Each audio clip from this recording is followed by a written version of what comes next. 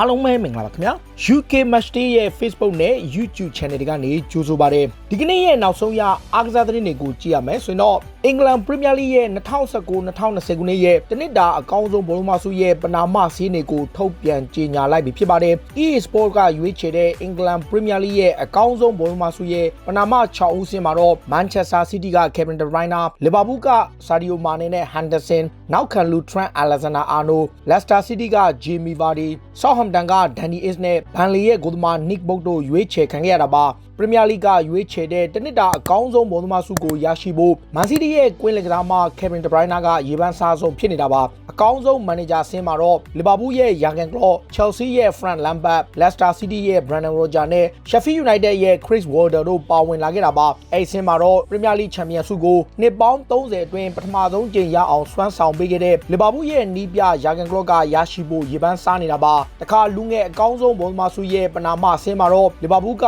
Trent Alexander-Arnold Aston Villa က Jack Grealish, Manchester United က Mason Greenwood, Marcus Rashford, Anthony Martial နဲ့ Sheffield United ရဲ့ Dean Henderson, Chelsea ရဲ့ Mason Mount နဲ့ Christian Pulisic တို့ရွေးချယ်ခံခဲ့ရပါတယ်။ Liverpool ရဲ့ Trent Alexander-Arnold ကတော့ဒီဆုကိုရရှိဖို့ရေပန်းစားဆုံးလူငယ်ကစားမအဖြစ်ရှိနေတာပါတခါလာလီဂါဘက်မှာကြည့်ရင်တော့ဘာဆိုနာရဲ့ကွင်းလက်ကစားမအာထော်မယ်လိုကတော့ကလပ်သင်းကိုပြန်လာဖို့မရှိဘဲသူနဲ့ချုပ်ဆိုထားတဲ့စာချုပ်တရက်ကိုဖျက်သိမ်းဖို့စီစဉ်နေပြီဖြစ်ပါတယ်မာကာသတင်းစာရဲ့ဖော်ပြချက်အရရီယာဒီကုံမှာဂျူဗန်တက်စ်ကိုပြောင်းတော့မဲ့အာထောကကလပ်သင်းအတွက်ဆက်ကစားပေးလိုခြင်းမရှိတာကြောင့်စပိန်မှာနေပြီးဘာဆိုနာကိုပြန်ဖို့ညှင်းဆန်ထားသူလည်းဖြစ်ပါတယ်အာထော်မယ်လိုကတော့မကြမီချိန်တွင်ဘာဆိုနာကိုပြန်လာပြီးမှသူ့ရဲ့စာချုပ်ကိုဖျက်သိမ်းပြီးဂျူဗန်တက်စ်ကိုပြောင်းရွှေ့တော့မှလည်းဖြစ်ပါတယ်ဘာဆိုနာဟာတစ်ချိန်တည်းမှာပဲမန်ချက်စတာစီးတီးရဲ့လူငယ်နောက်ခံလူ Eric Garcia ကိုခေါ်ယူဖို့အရှိန်ဟုန်မြင့်ကြိုးပမ်းနေပါတယ်19နှစ်အရွယ်ရှိတဲ့စပိန်နောက်ခံလူကလာမာစီယာ Academy ထွက်ကစားမတူဖြစ်ပြီးရာသီကုန်မှာစာချုပ်သက်တမ်းကတစ်နှစ်ကျော်ပဲကျန်ရှိတော့ပါမန်စီးတီးက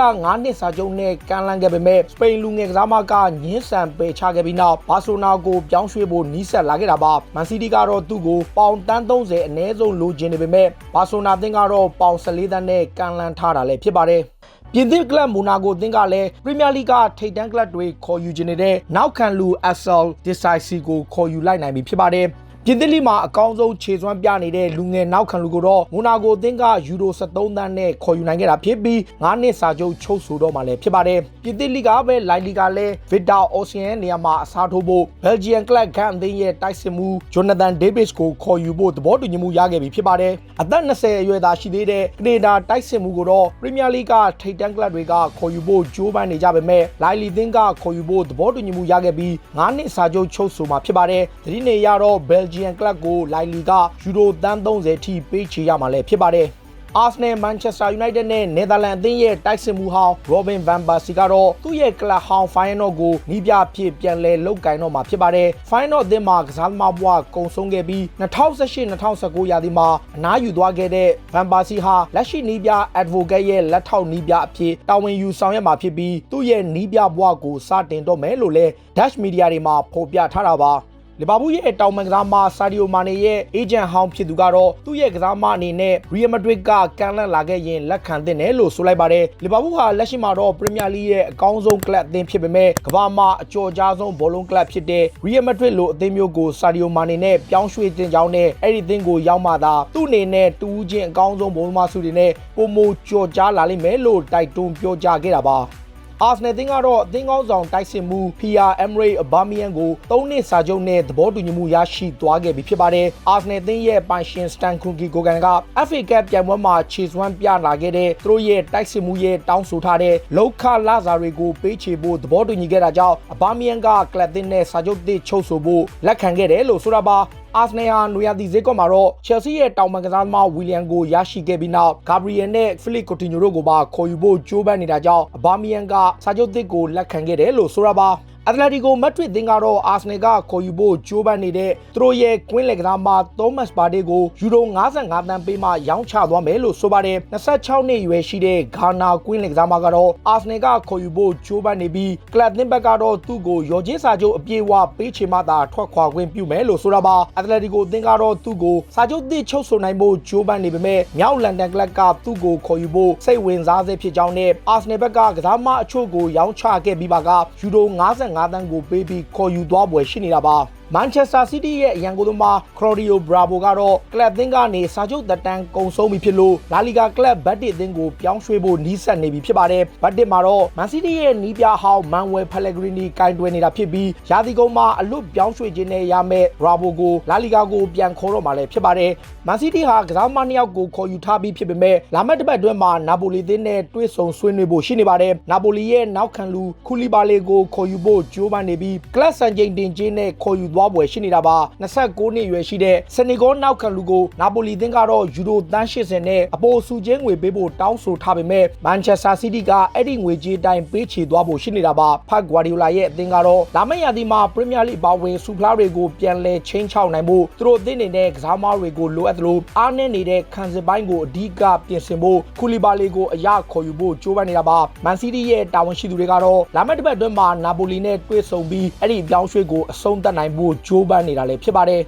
ချက်စီးသင်းကလည်းဝက်ဆန်ရဲ့လူငယ်ကွင်းလေကစားမှာဒန်ဂလန်ရိုက်စ်ကိုခေါ်ယူဖို့ကြိုးပမ်းနေပြီးပေါင်65သန်းနဲ့စတင်ကန်လန်ဖို့အသင့်ရှိနေတယ်လို့ဆိုပါတယ်ဗြိတိန်ထုတ် Daily Star ရဲ့ဖော်ပြချက်အရချက်စီးကသူတို့ရဲ့အကယ်ဒမီလူငယ်ကစားမကို Stamford Bridge ကိုပြန်လည်ခေါ်ယူဖို့ကြိုးပမ်းနေပြီးဝက်ဆန်တောင်းဆိုထားတဲ့ပြောင်းရွှေ့ခြင်းအများစုကိုပေးချေသွားဖို့ရှိနေတာပါချက်စီးဘက်ကအစောပိုင်းတုန်းကပေါင်80ထိပေးဖို့အစီအစဉ်မရှိပေမဲ့ပေါင်65သန်းနဲ့စတင်ကန်လန်သွားမှာဖြစ်ပြီးဝက်ဆန်ဘက်ကရောင်းချပွဲရှိတယ်လို့ဗြိတိန်မီဒီယာတွေမှာဖော်ပြနေရပါချက်စီကတော့ကွင်းလေကစားမှာဂျိုဂျီညိုကိုရောင်းထုတ်ပွဲရှိတာကြောင့်အဲ့ဒီကရတဲ့ငွေကြေးတချို့နဲ့ဒန်ဂလန်ရိုက်စ်ကိုခေါ်ယူဖို့ကြိုးပမ်းလာတာလည်းဖြစ်ပါတယ်ချက်စီဟာဘိုင်ယန်လီဗာပူးစင်ရဲ့ကွင်းလေကစားမှာခိုင်ဟာဘတ်ကိုခေါ်ယူဖို့နီးစပ်နေပေမဲ့လီဗာပူးစင်အသင်းကယူရိုပါလိပြိုင်ပွဲမှာကွာတာဖိုင်နယ်အဆင့်ကိုရောက်နေလို့သူ့ရဲ့အပြောင်းရွှေ့ကိုပြီးသက်ဖို့ဆောင်စားရအောင်မှာဖြစ်ပါတယ်လီဗာပူးစင်အသင်းကတော့သူတို့ရဲ့ကွင်းလေကစားမှာကိုဒီနေ့ရာသီယူရိုပါလိပြိုင်ပွဲပြီးမှလက်လွတ်ဆုံးရှုံးခွင့်ပြုမယ်လို့ဆိုထားတာကြောင့်ချက်စီအနေနဲ့ရာသီကုန်ထိဆောင်စားရမှာဖြစ်ပြီးအဲ့ဒီပြောင်းရွှေ့ကတော့ဘိုင်ယာလီဗာပူးစင်ရဲ့ယူရိုပါလိပွဲပြီးမှသာအဆုံးဖြတ်ပေးလာဖို့ရှိနေတာပါ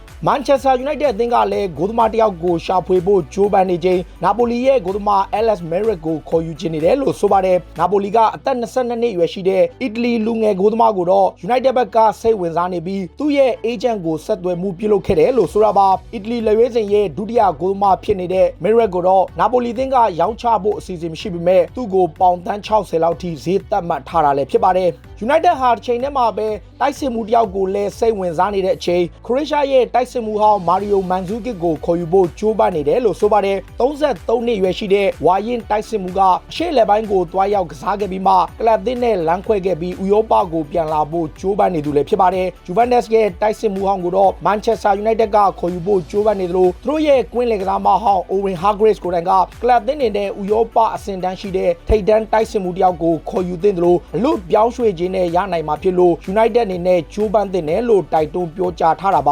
ါရိုမာအသင်းကတော့ United ရဲ့နောက်ခံလူ Chris Smalling ကိုပြန်လည်ခေါ်ယူဖို့ကြိုးပမ်းလာပြီဖြစ်ပါတယ်။ပြီးခဲ့တဲ့ရက်ပိုင်းတွင်ကရိုမာကပိုင်ရှင်သစ်ပြောင်းလဲသွားခဲ့ပြီးနောက် American Billionaire ပိုင်ရှင်က Chris Smalling ကိုအသင်းမှာဆက်ရှိစေဖို့ United တောင်းဆိုတဲ့ပြောင်းရွှေ့ကြေးကိုပေးမယ်လို့ဆိုတာပါ Manchester United ကတော့အင်္ဂလန်နောက်ခံလူကိုယူရိုသန်း20ဈေးသတ်မှတ်ထားပြီးရိုမာဘက်ကအဲ့ဒီပြောင်းရွှေ့ကြေးကိုပေးပြီးရခေါ်ယူသွားဖို့ကြိုးပမ်းနေပြီဖြစ်ပါတယ်။ Tottenham Hotspur အသင်းကလည်း YBS ကိုခေါ်ယူဖို့သဘောတူညီမှုရရှိခဲ့ပြီးနောက်ထပ်ကွင်းလေကစားမတယောက်ကိုခေါ်ယူဖို့ကြိုးပမ်းလာပါတယ်။ Spurs ဘက်ကစိတ်ဝင်စားတဲ့ကစားမက Championship Club Brentford ရဲ့ Siyad Benrahma ပဲဖြစ်ပါတယ်။အဲဒီကစားမကို Premier League ကထိပ်တန်းကလပ်တွေအများစုကခေါ်ယူခြင်းနေပေမဲ့ Spurs နီးပြ Jose Mourinho ကက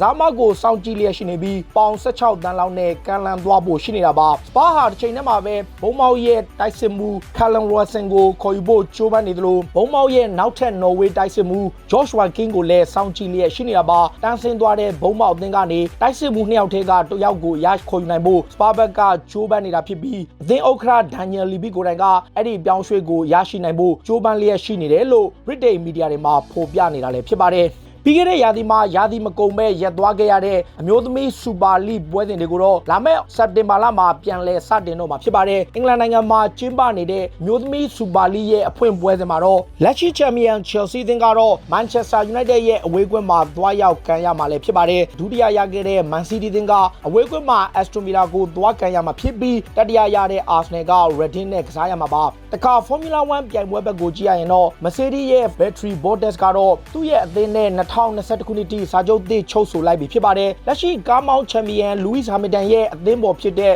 Valtteri Bottas ကတော့ Mercedes နဲ့အသင်းမှာဆက်ရှိမှာဖြစ်ပြီးစာချုပ်သက်တမ်းတစ်နှစ်ထပ်တိုးခဲ့လို့လာမယ့်ရာသီမှာလည်း Lewis Hamilton နဲ့အသင်းမှာဆက်တွေ့မြင်ရတော့မှာလည်းဖြစ်ပါတယ်ဒါတွေကတော့စိတ်ဝင်စားစရာနောက်ဆုံးရအားကစားသတင်းတွေကိုတင်ဆက်ပေးကြတာပါခုလိုမျိုးစိတ်ဝင်စားစရာအားကစားသတင်းတွေကိုနားဆင်ကြတဲ့ကြည့်ရှုကြတော့ UK Match Day ရဲ့ Facebook နဲ့ YouTube Channel တွေကို Follow လုပ်ထားကြပါလို့တောင်းဆိုရင်းနဲ့ဒီကနေ့ရဲ့အစီအစဉ်ကိုဒီမှာပဲအဆုံးသတ်ပါရစေအားလုံးကိုကျေးဇူးတင်ပါဗျ